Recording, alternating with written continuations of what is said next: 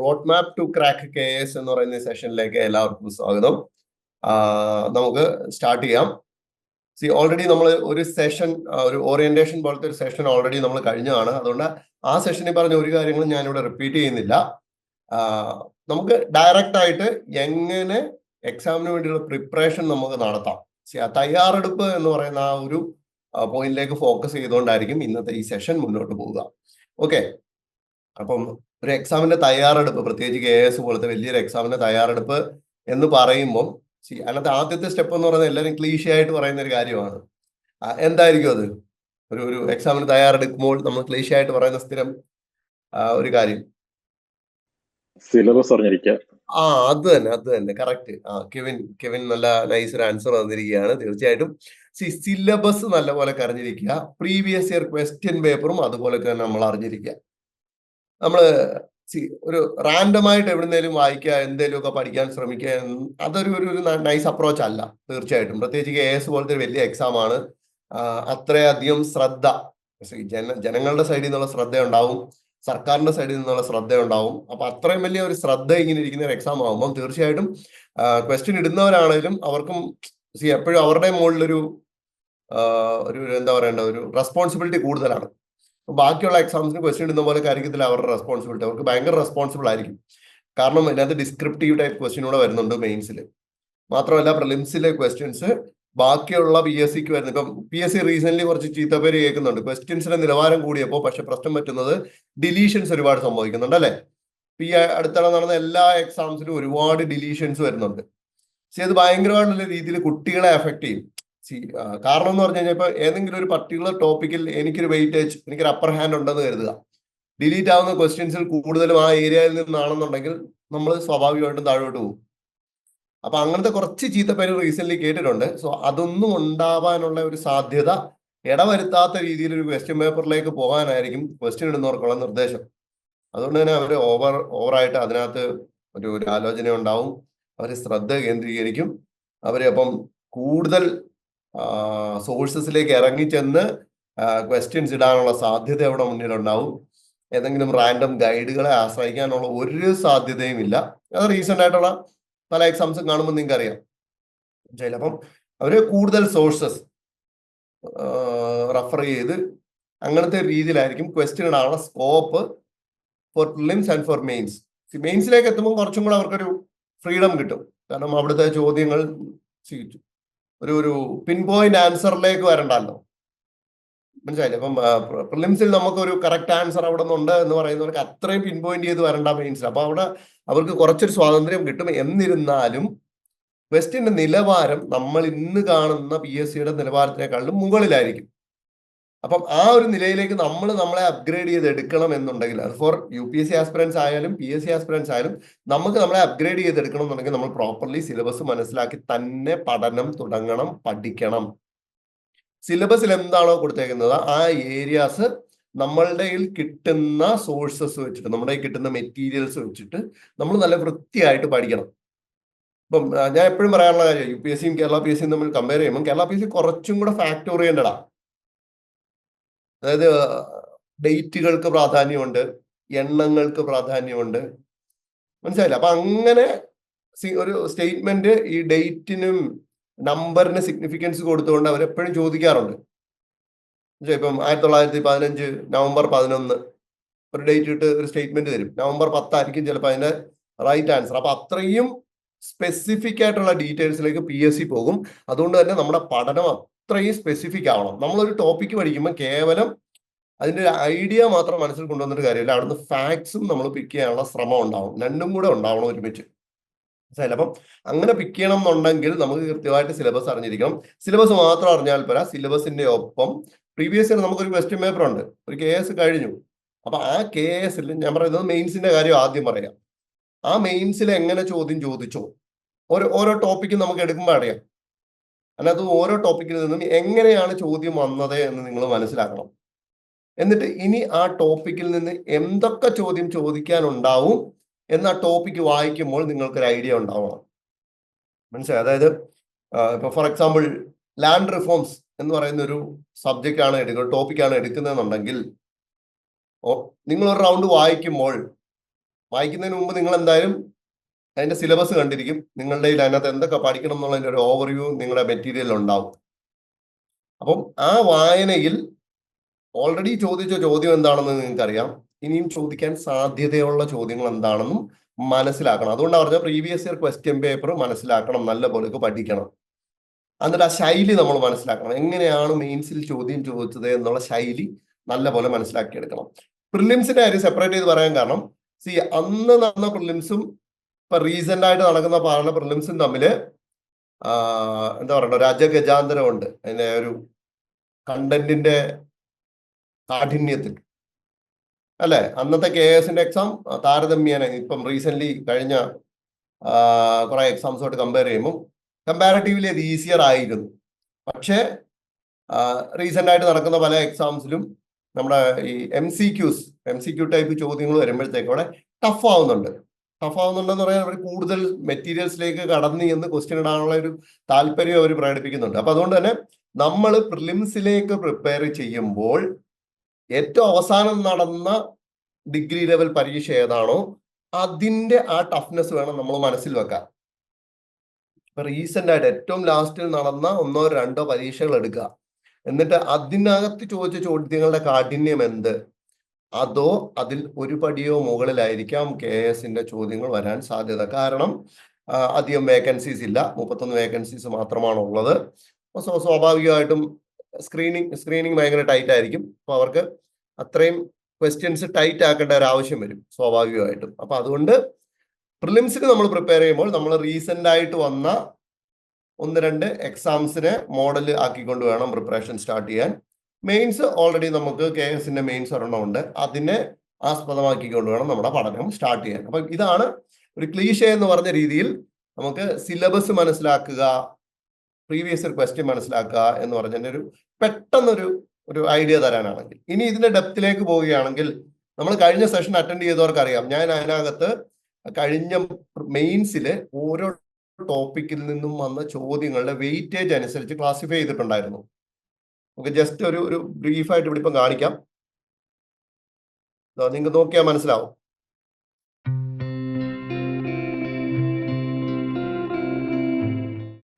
കാണാൻ പറ്റുന്നുണ്ടോ? ഓക്കെ.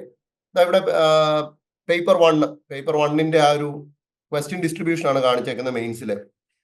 ഇത് നമ്മൾക്ക് എപ്പോഴും നമ്മളുടെ ഒരു അടിസ്ഥാനമാക്കി വെക്കണം. നമ്മുടെ പഠനത്തിൽ നമ്മുടെ സമയം എവിടേക്കൊക്കെ നമ്മൾ മാറ്റി വെക്കുന്നു എന്നതിനനുസരിച്ച് അതെന്തിനെ അടിസ്ഥാനപ്പെടുത്തി വേണം, ഈ ഒരു വെയിറ്റേജിനെ അടിസ്ഥാനപ്പെടുത്തി തന്നെ തീർച്ചയായിട്ടും വേണം. കാരണം കഴിഞ്ഞ സെഷൻ ഞാൻ എടുത്തു പറഞ്ഞൊരു കാര്യമുണ്ട്. പേപ്പർ 1 കേരള ഹിസ്റ്ററി, അല്ലെങ്കിൽ പേപ്പർ 1ലെ ഹിസ്റ്ററി എന്ന് പറയുന്നിടത്ത് ഹിസ്റ്ററി പോലെ തന്നെ, അതായത് പൊളിറ്റിക്കൽ ഹിസ്റ്ററി പോലെ തന്നെ ഇമ്പോർട്ടന്റ് ആയിട്ടുള്ള ഒരു കാര്യമാണ് ആർട്ട് ആൻഡ് കൾച്ചർ. അത്ര ഇമ്പോർട്ടന്റ് ആയിട്ടുള്ള ഒരു ടോപ്പിക്കാണ്. കാരണം ഞാൻ കഴിഞ്ഞ ക്ലാസ്സിൽ പറഞ്ഞു, കാരണം ചോദ്യം ചോദിക്കാൻ ഒരുപാട് സ്കോപ്പ് ഉണ്ട്, ഒരുപാട് മെറ്റീരിയൽ ഉണ്ട്. നമ്മൾ നോർമൽ ഒരു എക്സാമിൽ പഠിക്കാത്ത ഒരുപാട് കാര്യങ്ങൾ ഒളിഞ്ഞു കിടപ്പുണ്ട്. അപ്പൊ അതുകൊണ്ട് തന്നെ ഈ വർഷവും മെയിൻസിൽ ധാരാളം ചോദ്യങ്ങൾ ചോദിക്കാൻ സ്കോപ്പുള്ള ഒരു ഏരിയ ആണ് പൊളിറ്റിക്കൽ അല്ലെങ്കിൽ അഡ്മിനിസ്ട്രേറ്റീവ് ഹിസ്റ്ററി ചോദിക്കുന്ന പോലൊക്കെ തന്നെ ആർട്ട് ആൻഡ് കൾച്ചർ. അപ്പൊ നമ്മുടെ പഠനം സിലബസിനെയും ക്വസ്റ്റ്യൻ പേപ്പറിനെയും അടിസ്ഥാനപ്പെടുത്തി എന്ന് പറയുമ്പോൾ ക്വസ്റ്റ്യൻ പേപ്പറിൽ ഇതും ചേർത്ത് വെക്കണം. ഓരോ ടോപ്പിക്കിൽ നിന്നും ചോദിച്ച ചോദ്യം പോലൊക്കെ തന്നെ ഇമ്പോർട്ടന്റ് ആണ്. നമ്മൾ എവിടെ സമയം ചെലവഴിക്കുന്നു. ഇപ്പം റീസെന്റ് ആയിട്ട് നടന്ന പല എന്നോട് ഇപ്പം റാൻഡംലി പിള്ളേർ ചോദിക്കും, സാർ എങ്ങനെ പഠിക്കണം എന്നൊക്കെ PSCയുടെ എക്സാമിന് ചോദിക്കുമ്പോൾ റീസെന്റ് കുറച്ച് എക്സാംസിന്റെ കണ്ടിട്ട് വെച്ചിട്ട് ഞാൻ അവരോട് പറയും. അതായത് ഒരുപാട് വായിക്കാൻ സമയമില്ലാത്ത കുട്ടികളുണ്ടാവും, അല്ലെങ്കിൽ ഒരുപാട് വായിച്ചാൽ ഓർമ്മയിൽ നിൽക്കാത്ത കുട്ടികളോട് ഞാൻ ഇപ്പൊ റീസെന്റ് പറഞ്ഞുകൊണ്ടിരുന്ന കാര്യങ്ങൾ, ഹിസ്റ്ററിയിൽ നിങ്ങൾ ഒരുപാട് സമയം ചെലവഴിക്കരുത്. കാരണം എന്താ പറയുക, പരമ്പരാഗതമായിട്ട് കേരള PSC എക്സാം എന്ന് പറയുമ്പോൾ ഒരുപാട് ഹിസ്റ്ററി പഠിക്കുന്ന ഒരു ശീലം നമുക്കുണ്ട്. അത് പഴയ പാറ്റേൺ തൊട്ട് തുടങ്ങിയതാണ്. കാരണം ഒരുപാട് സോഷ്യൽ റിഫോർമേഷനെ കുറിച്ച് ചോദ്യം ചോദിക്കും. ഒരു 2 വർഷം മുമ്പ് വരെ കേരള PSCയുടെ ഒരു പൊതു സ്വഭാവം അതായിരുന്നു. ഒരുമാതിരിപ്പെട്ട എല്ലാ സോഷ്യൽ റിഫോർമേഷനെ കുറിച്ചും അല്ലെങ്കിൽ അവരുടെ മൂവ്മെന്റ്സിനെ കുറിച്ചും സ്ഥിരമായിട്ട് ചോദ്യം വരും. പിന്നെ കുറച്ചുകൂടെ കഴിഞ്ഞുള്ള ബ്രിട്ടീഷ് ഹിസ്റ്ററിയെ കുറിച്ച് ചോദ്യം വരും, അല്ലെങ്കിൽ പോർച്ചുഗീസ് ഹിസ്റ്ററിയെ കുറിച്ച് ചോദ്യം വരും. അങ്ങനെ ഹിസ്റ്ററി എന്ന് പറയുന്നതിന് ഒരുപാട് ഇമ്പോർട്ടൻസ് ഉണ്ടായിരുന്ന ഒരു കാലമുണ്ട് കേരള PSCക്ക്. മനസ്സിലായി? അതുകൊണ്ട് ഇപ്പോഴും കുട്ടികൾ PSC പ്രിപ്പറേഷൻ എന്ന് പറയുമ്പോൾ ഫസ്റ്റ് ചെയ്യുന്ന ഇതാണ്. ഈ കേരള PSC എന്ന് പറഞ്ഞ പ്രിപ്പറേഷൻ ഇരിക്കുമ്പോൾ ഫസ്റ്റ് ചെയ്യുന്ന കാര്യം സോഷ്യൽ റിഫോർമേഷനെ പഠിക്കുക, കുറച്ച് അവിടെ എവിടെ നിന്ന് കിട്ടുന്ന കുറച്ച് ഹിസ്റ്ററി ഇങ്ങനെ വായിച്ചുകൊണ്ടേയിരിക്കും. അപ്പം പ്രശ്നം എന്ന് പറഞ്ഞാൽ നമുക്ക് ഇവിടെ 3 പേപ്പറുകൾ മെയിൻസിലും 2 പേപ്പറുകൾ പ്രിലിംസിലും നമുക്ക് പഠിക്കാനുണ്ട്. പ്രിലിംസ് ആണ് നമ്മുടെ ഫസ്റ്റ് സ്റ്റെപ്പ്. അത് തന്നെ നോക്കി കഴിഞ്ഞു കഴിഞ്ഞാൽ വളരെ കുറച്ച് ദിവസങ്ങൾ നമ്മുടെ മുന്നിലുള്ളൂ. നമുക്ക് ആ ഉള്ള സമയം ഫലപ്രദമായിട്ട് യൂട്ടിലൈസ് ചെയ്യണം. അത് ചുമ്മാതെ റാൻഡംലി എന്തെങ്കിലും വായിച്ചു വിട്ട് പോയിട്ട് ഞാൻ വായിച്ചിട്ടുണ്ട് പഠിച്ചിട്ടുണ്ട് എന്നൊരു മിഥ്യാധാരണ ഒരിക്കലും പാടില്ല. മനസ്സിലായി? അതുകൊണ്ട് തന്നെ നിങ്ങളുടെ റീഡിങ് ആദ്യം നിങ്ങൾ ടൈം ടേബിൾ പ്രോപ്പർലി ഉണ്ടാക്കണം. റാൻഡമായിട്ട് കുറെ ഹിസ്റ്ററി വായിച്ചുകൊണ്ടിരിക്കുക എന്ന് പറയുന്ന പരിപാടി ഒരിക്കലും ചെയ്യരുത്. ഒരുപാട് കുട്ടികൾ സ്റ്റിൽ ചെയ്യുന്നുണ്ട്. പറഞ്ഞു കൊടുത്താൽ പോലും പിള്ളേർക്ക് ഒരു പേടിയാണ്. ഹിസ്റ്ററി വായിച്ചുകൊണ്ടേയിരിക്കുക. എന്നിട്ട് ക്വസ്റ്റ്യൻ പേപ്പറിൽ ചെല്ലുമ്പം ഹിസ്റ്ററി എന്ന് പറയുന്ന സാധനം നല്ല ടഫും ആയിരിക്കും. ബാക്കി എഴുതാൻ പറ്റുന്ന പൊളിറ്റിയോ എക്കണോമിയോ പോലത്തെ സബ്ജക്ട്സ് കൊണ്ട് നശിപ്പിക്കുകയും ചെയ്യും. അപ്പൊ ഒരിക്കലും നമ്മൾ അത് ചെയ്യരുത്. നമ്മൾ ഓരോ പേപ്പറിനും ഇപ്പം പ്രിലിംസ് എടുക്കുകയാണെങ്കിൽ നിങ്ങൾ പേപ്പർ 1നും പേപ്പർ 2നും കൃത്യമായിട്ടുള്ള ഒരു ടൈം സെറ്റ് ചെയ്യണം. ഇത്ര ദിവസം കൊണ്ട് ഞാൻ പേപ്പർ 1 പഠിക്കും. പേപ്പർ 1 പഠിക്കും എന്ന് പറയുമ്പോൾ പേപ്പർ 1ൽ ഉൾപ്പെട്ടിട്ടുള്ള സബ്ജക്ട്സിനെ നിങ്ങൾ ഇത്ര ദിവസങ്ങൾ കൊടുക്കണം. അങ്ങനെ ഓരോന്നോരോന്ന് ചേർന്നിട്ട് പേപ്പർ 1 ഇത്ര ദിവസം, മറ്റേ പേപ്പർ 2 ഇത്ര ദിവസം, അങ്ങനെ മെയിൻസിന്റെ പ്രിപ്പറേഷൻ സ്റ്റാർട്ട് ചെയ്യുമ്പോഴും അങ്ങനെ തന്നെ വേണം. അപ്പം നമുക്കിവിടെ പ്രിലിംസും മെയിൻസും സെപ്പറേറ്റ് ചെയ്ത് പഠിക്കാനൊക്കത്തില്ല. അല്ലെങ്കിൽ പഠിക്കുന്നത് അത്ര ബുദ്ധിപരമായ ഒരു കാര്യമല്ല കേരള PSC അല്ലെങ്കിൽ KSന്റെ കാര്യത്തിൽ. കാരണം ഓൾമോസ്റ്റ് സിമിലർ സിലബസ് ആണ്. പിന്നെ ഫാക്ട്സ് നമുക്ക് രണ്ടിടത്തും ചിലപ്പോൾ ആവശ്യമായി വന്നിരിക്കും. എന്തായാലും പ്രിലിംസിൽ വേണം. ചിലപ്പോൾ മെയിൻസിൽ നമുക്ക് ഫാക്ട്സ് ഒക്കെ ആവശ്യമായി വന്നേക്കാം. അങ്ങനെ വരുന്ന സാഹചര്യങ്ങൾ നമ്മൾ ഒരുമിച്ച് പഠിച്ചു പോകുന്നതാണ് എപ്പോഴും നല്ലത്. കാരണം ചില സ്റ്റേറ്റ്മെന്റ്സ് പ്രിലിംസിൽ വരുന്ന പല സ്റ്റേറ്റ്മെന്റ്സും നമ്മൾ ഫാക്ട്സ് പിക്ക് ചെയ്യുമ്പോൾ വിട്ടുപോകുന്ന പല സാധനങ്ങളും ചിലപ്പോൾ മെയിൻസ് ടൈപ്പ് സാധനങ്ങൾ പ്രിലിംസ് സ്റ്റേറ്റ്മെന്റ് ആയിട്ട് വന്നിരിക്കാം, അല്ലെങ്കിൽ വന്നേക്കാം. അപ്പൊ ആ ഒരു ചാൻസ് അവിടെ കിടക്കുന്നതുകൊണ്ട് സ്വാഭാവികമായിട്ടും നമ്മൾ പഠിക്കുമ്പോൾ ഒരുമിച്ച് പഠിക്കുന്നതാണ് എപ്പോഴും നല്ലത്. പക്ഷെ ഈ ഒരുമിച്ച് പഠനം എന്ന് പറയുമ്പോൾ അതിനകത്ത് സ്പ്ലിറ്റ് ചെയ്ത് ഞാൻ പറയാം. ഓക്കെ, ഇപ്പൊ ജസ്റ്റ് ഒരു ഐഡിയയ്ക്ക് വേണ്ടി പറഞ്ഞു എന്നേ ഉള്ളൂ. ഓക്കെ, ഇനി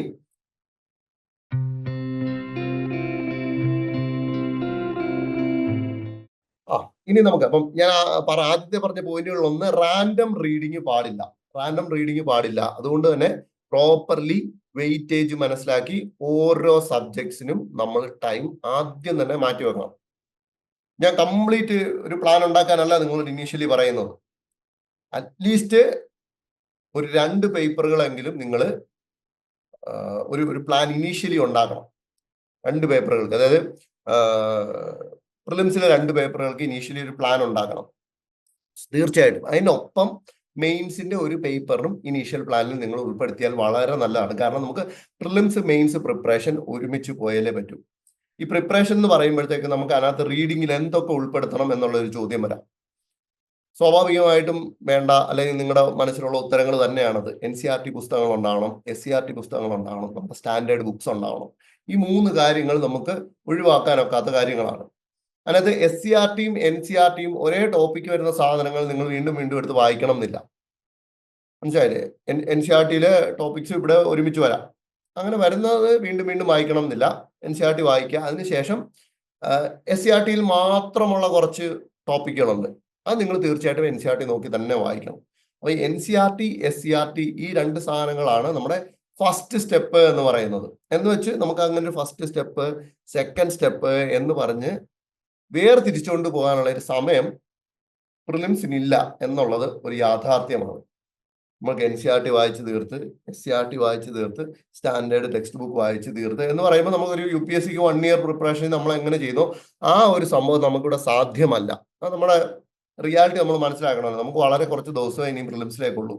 അപ്പൊ അതുകൊണ്ട് തന്നെ ഇത് ഒരുമിച്ച് കൊണ്ടുപോകേണ്ടത് ആസ്പിരന്റ് എന്ന നിലയ്ക്ക് നിങ്ങളുടെ ഓരോരുത്തരുടെയും ഒരു റെസ്പോൺസിബിലിറ്റി ആണ്. നിങ്ങൾ ചെയ്യേണ്ട കാര്യമാണ്.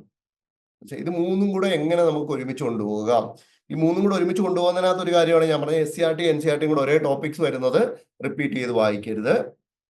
NCERT വായിച്ചതിന് ശേഷം എന്തൊക്കെയാണോ SCERTയിൽ മാത്രമുള്ള ടോപ്പിക്സ് അത് കണ്ടെത്തി വായിക്കാൻ ശ്രമിക്കുക. ഓക്കെ, അതിനൊപ്പം സ്റ്റാൻഡേർഡ് ടെക്സ്റ്റ് ബുക്ക് സെപ്പറേറ്റ് ആയിട്ട് വായിക്കുക എന്നുള്ളതാണ്. നിങ്ങൾ ഒരു കോച്ചിങ്ങിനും ജോയിൻ ചെയ്തിട്ടില്ലാത്ത ഒരു വ്യക്തിയാണെന്നുണ്ടെങ്കിൽ നിങ്ങൾ ഇങ്ങനെ ചെയ്യുക. സ്വാഭാവികമായിട്ടും നിങ്ങൾക്ക് അന്നേരം മെറ്റീരിയൽ കയ്യിലുണ്ടാവത്തില്ലല്ലോ ഒരു കോച്ചിങ് അക്കാദമിയുടെ. മെറ്റീരിയൽ ഇല്ലാത്ത ഒരു വ്യക്തി എന്ന നിലയ്ക്ക് നിങ്ങൾ ഇങ്ങനെയാണ് ചെയ്യേണ്ടത്. മെറ്റീരിയൽ ഉള്ള വ്യക്തിയാണെങ്കിൽ ഇപ്പൊ നമ്മുടെ ഇവിടുത്തെ നോട്ടിന്റെ കാര്യം പറയുകയാണെങ്കിൽ നമ്മൾ അതിനകത്ത് NCERT-യും SCERT-യും സ്റ്റാൻഡേർഡ് ടെക്സ്റ്റ് ബുക്സുകൾ ഉൾപ്പെടുത്തിയിട്ടാണ് നമ്മൾ ഇവിടുത്തെ നോട്ട് പ്രിപ്പയർ ചെയ്തിട്ടുള്ളത്. അതുകൊണ്ട് നമ്മൾ ഇവിടുത്തെ നോട്ട് വായിച്ചു കഴിഞ്ഞു കഴിഞ്ഞാൽ നിങ്ങൾക്ക് ഇത് സെപ്പറേറ്റ് വായിക്കേണ്ട വലിയ ആവശ്യം വരുന്നില്ല. മനസ്സിലായില്ലേ? നിങ്ങൾക്ക് സെപ്പറേറ്റ് എടുത്ത് വായിക്കേണ്ട വലിയ ആവശ്യം വരുന്നില്ല. സ്റ്റിൽ എന്നാലും ഒരു തവണയെങ്കിലും NCERT, SCERT വായിക്കുന്നത് വളരെ നല്ലതാണ്. ഇല്ലാന്ന് ഞാൻ പറയത്തില്ല. നമ്മുടെ ഇവിടുത്തെ നോട്ടിലുണ്ട്. അപ്പം ഒരു തവണ NCERT, SCERT ഫ്രഷ് ആയിട്ട് പുസ്തകത്തിൽ നിന്ന് വായിച്ചിട്ട് വന്ന് നമ്മുടെ നോട്ട് വായിക്കുന്ന ഒരാളിനെ സംബന്ധിച്ചിടത്തോളം അത് റിവിഷൻ ആയിട്ട് മാറും. റിവിഷൻ പ്ലസ് സ്റ്റാൻഡേർഡ് ബുക്സ് കൂടെ ഒരുമിച്ച് കിട്ടത്തക്ക രീതിയിലേക്ക് നീങ്ങുന്ന ഒരു രീതിയായിരിക്കും നമ്മുടെ ആ ഒരു നോട്ടും പ്ലസ് NCERT വായിച്ചിട്ട് നമ്മുടെ നോട്ട് വായിക്കുമ്പോഴത്തേക്ക് നിങ്ങൾക്ക് കിട്ടുന്ന ഒരു എക്സ്ട്രാ ഗുണം എന്ന് പറയുന്നത്. ഓക്കെ, ഇനി എങ്ങനെ നമുക്ക് പഠിക്കാം? ഞാൻ പറഞ്ഞല്ലോ, ഒരു പുസ്തകം കൊണ്ടിരിക്കുന്ന ശീലം ചിലർക്കുണ്ടാവും. ചിലർക്ക് ഒരു 2 മണിക്കൂർ വെച്ച് പല ടോപ്പിക്സ് വായിക്കുന്ന ഒരു ശീലം ഉണ്ടാവും. ഇത് ഓരോരുത്തരുടെയും ഒരു പേഴ്സണൽ ഇഷ്ടമാണ്. മനസ്സിലായില്ലേ? അത് നിങ്ങൾക്ക് കംഫർട്ടബിൾ ആയിട്ടുള്ള രീതി എന്താണോ അങ്ങനെ മുന്നോട്ട് കൊണ്ടുപോകാം. പക്ഷെ ഒറ്റ കാര്യമേ ഉള്ളൂ, നിങ്ങൾ എത്ര മണിക്കൂർ പഠിക്കുന്നോ ആ മണിക്കൂർ ഫ്രൂട്ട്ഫുൾ ആണ് എന്ന് ഉറപ്പ് വരുത്തണം. അല്ലാതെ ഞാൻ 2 മണിക്കൂർ അത് വായിച്ചു, ഇനിയിപ്പോ 2 മണിക്കൂർ ഇത് വായിക്കട്ടെ എന്ന് പറഞ്ഞ് ഇങ്ങനെ വായന മാത്രം നടന്നാൽ പോരാ. നമുക്കങ്ങനെ വായിച്ചു വിട്ട്, അതായത് ഒരു ഫസ്റ്റ് റീഡിങ് നടത്താം, ചുമ്മാ അതൊന്ന് നടത്താം. എന്നിട്ട് അടുത്ത സെക്കൻഡ് റീഡിങ് ഞാൻ സൂപ്പറായിട്ട് പഠിച്ചോളാം, തേർഡ് റീഡിങ് ഞാൻ കിടുവാക്കിക്കോളാം എന്നുള്ള ഒരു കാര്യം, അതിനുള്ള ടൈം നമുക്ക് പ്രിലിംസിലേക്ക് ഇല്ല എന്ന് നമ്മൾ മനസ്സിലാക്കണം. അതുകൊണ്ട് തന്നെ ഫസ്റ്റ് റീഡിങ്ങിൽ തന്നെ കാര്യങ്ങൾ മനസ്സിലാക്കി പോകാൻ ശ്രമിക്കുക. ഒരുപാട് സ്ലോയും ആകാൻ പറ്റത്തില്ല, നമുക്ക് ഒരുപാട് സ്പീഡിൽ പോകാനും ഒക്കത്തില്ല. കാരണം നമുക്ക് പഠിക്കണം, പക്ഷെ അങ്ങനെ വിശദമായിട്ട് പരത്തിയിരുന്ന് പഠിക്കാനുള്ള സമയം പ്രിലിംസിലേക്ക് ഇല്ല. അതുകൊണ്ട് തന്നെ എൻ്റെ ഒരു സജഷനാണ് ഞാൻ പറയുന്നത്. ഇത് നിങ്ങളുടെ പേഴ്സണൽ ചോയ്സ് ആണ്. സ്റ്റിൽ അങ്ങനെ ചോയ്സ് ഒന്നും ഇല്ലാത്തവരെ സംബന്ധിച്ചിടത്തോളം ഞാൻ ജസ്റ്റ് ഒരു സജഷനാണ് പറയുന്നത്. നിങ്ങളൊരു ഹാഫ് ഡേ, നിങ്ങളുടെ ഒരു പ്ലാനിൽ ഒരു ഹാഫ് ഡേ ഒരു സബ്ജക്റ്റിനും ഒരു നെക്സ്റ്റ് സെക്കൻഡ് ഹാഫ് വേറൊരു സബ്ജക്റ്റിനുമായിട്ട് മാറ്റി വെക്കുന്നത് വലിയ കുഴപ്പമില്ലാത്ത ഒരു പ്ലാനാണ്. അതിനകത്ത് ഫസ്റ്റ് ഹാഫ് നിങ്ങൾക്ക് ഏറ്റവും ടഫായിട്ടുള്ള സബ്ജക്റ്റ് എടുക്കുക, സെക്കൻഡ് ഹാഫ് നിങ്ങൾക്ക് ഈസി ആയിട്ടുള്ള അല്ലെങ്കിൽ നിങ്ങൾ കോൺഫിഡന്റ് ആയിട്ടുള്ള സ്ട്രോങ് ആയിട്ടുള്ള ഒരു സബ്ജക്റ്റ് എടുക്കുക. അപ്പം അതിൻ്റെ ഒരു ഗുണം, ഒരു ഡേ ഫ്രഷ് ആയിട്ട് നമ്മൾ സ്റ്റാർട്ട് ചെയ്യുമ്പോൾ ഓക്കെ നമുക്കൊരു പഠിക്കാൻ ഒരു താല്പര്യം ഉണ്ടാവും. അപ്പൊ ആ താല്പര്യത്തിന്റെ പുറത്ത് വന്ന് നേരെ എന്തെടുക്കണം, നമുക്ക് ഏറ്റവും ടഫ് ആയിട്ടുള്ള സബ്ജക്ട് എടുക്കണം. സ്വാഭാവികമായിട്ട് ടഫ് സബ്ജക്ട് ആകുമ്പോൾ സ്ലോയിലേ നമ്മൾ പോകാനുള്ള ചാൻസ് ഉള്ളൂ, കമ്പാരിറ്റീവ്ലി സ്ലോ ആയിരിക്കും. മനസ്സിലായില്ലേ? ഇപ്പൊ നമ്മൾ രാവിലെ പഠിക്കാനിരുന്നു, നമ്മുടെ ടൈം ടേബിളിനകത്ത് വെച്ചിട്ടാണ് ഞാൻ ഈ പറയുന്നത്, അല്ല നീട്ടി വലിച്ചു പോകുന്ന കാര്യമല്ല. ഞാനിപ്പം ഫോർ എക്സാമ്പിൾ ഞാൻ പറയാം. ഇപ്പം എന്നെ സംബന്ധിച്ചിടത്തോളം ഹിസ്റ്ററി ഒരു ടഫാണ് എന്ന് കരുതുക, എനിക്ക് എക്കണോമിക്സ് ഈസി ആയിട്ടുള്ള ഒരു സബ്ജക്റ്റ് ആണ്. അപ്പൊ ഞാൻ എന്തെടുക്കണം, എന്റെ പ്ലാനിൽ ഹിസ്റ്ററി എന്ന് പറയുമ്പോൾ അതിനകത്ത് പലതുണ്ട്. ഏൻഷ്യന്റ് മെഡീവൽ ഉണ്ട്, മോഡേൺ ഉണ്ട്, കേരള ഹിസ്റ്ററി സെപ്പറേറ്റ് ആയിട്ട് നമ്മൾ പഠിക്കേണ്ടതായിട്ടുണ്ട്, ആർട്ട് ആൻഡ് കൾച്ചർ കയറി വരുന്നുണ്ട്, വേൾഡ് ഹിസ്റ്ററി ഉണ്ട്, ഇത്രയും കാര്യങ്ങൾ കയറി വരുന്നുണ്ട്. അപ്പൊ ഇത്രയും കാര്യങ്ങൾ കയറി വരുമ്പോൾ ഞാൻ ഇതിനായിട്ട് വെച്ചേക്കുന്ന സമയം എന്ന് പറയുന്നത് സപ്പോസ് ഒരു 15 ഡേയ്സ് അല്ലെങ്കിൽ 20 ഡേയ്സ് ആണെന്ന് കരുതുക. ഞാൻ നാളെ മുതൽ പഠിത്തം തുടങ്ങിയാൽ 20 ദിവസത്തേക്ക് കൊണ്ട് ഞാൻ ഹിസ്റ്ററി തീർക്കും എന്നൊരു പ്ലാൻ ഉണ്ടാവും. കാരണം ഹിസ്റ്ററി എനിക്ക് ടഫാണ്, ഹിസ്റ്ററി വലിയ സബ്ജക്റ്റ് ആണ്, എനിക്ക് ടഫും കൂടെ ആയതുകൊണ്ട് അത്രയും സ്പീഡിൽ എനിക്ക് പോകാൻ പറ്റത്തില്ല ഞാൻ എക്കണോമി പോകുന്ന സ്പീഡിൽ. പക്ഷേ എക്കണോമി എനിക്ക് ഇഷ്ടമായത്, അല്ലെങ്കിൽ എക്കണോമി എൻ്റെ സ്ട്രോങ് സബ്ജക്റ്റ് ആയതുകൊണ്ട് തന്നെ എനിക്ക് ഉറപ്പാണ് എക്കണോമി എനിക്ക് ഒരു 5 ദിവസം കൊണ്ട് പഠിച്ച് തീർക്കാം. ഓക്കെ, അപ്പൊ അതാണ് എൻ്റെ പ്ലാൻ. ഈ പ്ലാനിനകത്ത് നിന്നിട്ടാണ് ഞാൻ പറയുന്നത്. അപ്പൊ ഈ പ്ലാനിനകത്ത് നിന്നിട്ടാണെങ്കിൽ ഞാൻ രാവിലെ എൻ്റെ ഫ്രഷ് ഡേ സ്റ്റാർട്ട് ചെയ്യുന്നത് ഞാൻ ഹിസ്റ്ററി വെച്ചിട്ടായിരിക്കും. ഹിസ്റ്ററിക്കകത്ത് തന്നെ ഞാൻ ഈ 20 ദിവസത്തിനെ വീണ്ടും സ്പ്ലിറ്റ് ചെയ്തിട്ടുണ്ടാവും. ഏൻഷ്യന്റ് ഇന്ത്യ പഠിക്കാൻ ഇത്ര ദിവസം, മെഡീവൽ ഇന്ത്യ പഠിക്കാൻ ഇത്ര ദിവസം, മോഡേൺ ഇന്ത്യ പഠിക്കാൻ ഇത്ര ദിവസം, പിന്നെ post independence India, world history, Kerala history, ഇങ്ങനത്തെ കാര്യങ്ങൾ പഠിക്കാൻ ഞാൻ കുറച്ച് ദിവസങ്ങൾ ഞാൻ മാറ്റി വെച്ചിട്ടുണ്ടാവും. അങ്ങനെ പറയാൻ കാര്യം, എന്താണോ നമ്മൾ സെറ്റ് ചെയ്യുന്ന ടൈം, ആ ടൈം ടേബിൾ സ്ട്രിക്റ്റ് ആയിട്ട് നമുക്ക് ഫോളോ ചെയ്യണം. സ്ട്രിക്റ്റ് ആയിട്ട് ഫോളോ ചെയ്തേ പറ്റൂ. ഇതൊരു ഉഴപ്പേണ്ട ഒരു കാര്യമല്ല, ഉഴപ്പാനുള്ള സമയം നമുക്കില്ല. ഇനി ഒരു ചാൻസ് ഉണ്ടോ എന്ന് പോലും നമുക്ക് അറിഞ്ഞുകൂടാ. ഇപ്പൊ UPSC ഈ ഒരു വർഷം നമ്മൾ ഉഴപ്പിയാൽ അടുത്ത വർഷം നമുക്ക് എക്സാം വരുമെന്ന് അറിയാം. അല്ലെങ്കിൽ PSCയുടെ ഏതെങ്കിലും ഒരു എക്സാം ഈ വർഷം എഴുതിയിട്ടില്ലെങ്കിൽ 2 വർഷം കഴിയുമ്പോൾ അടുത്ത എക്സാം വരുമെന്ന് നമുക്കറിയാം. പക്ഷെ ഇതങ്ങനല്ല. ഇതൊരു സെക്കൻഡ് ചാൻസ് നമുക്ക് കിട്ടിയിരിക്കും. സെക്കൻഡ് എക്സാം വരുമെന്ന് പോലും പലപ്പോഴും വരുമോ എന്ന് പോലും നമ്മൾ ഡൗട്ട് അടിച്ചിട്ടുണ്ട്. അപ്പൊ ഇതൊരു എന്താ പറയുന്നത്, ഇവിടെ ലക്ക് എടുക്കേണ്ട ഒരു ഇതില്ല. ഹാർഡ് വർക്ക് ചെയ്തിട്ട് തന്നെ നമ്മൾ പോകണം.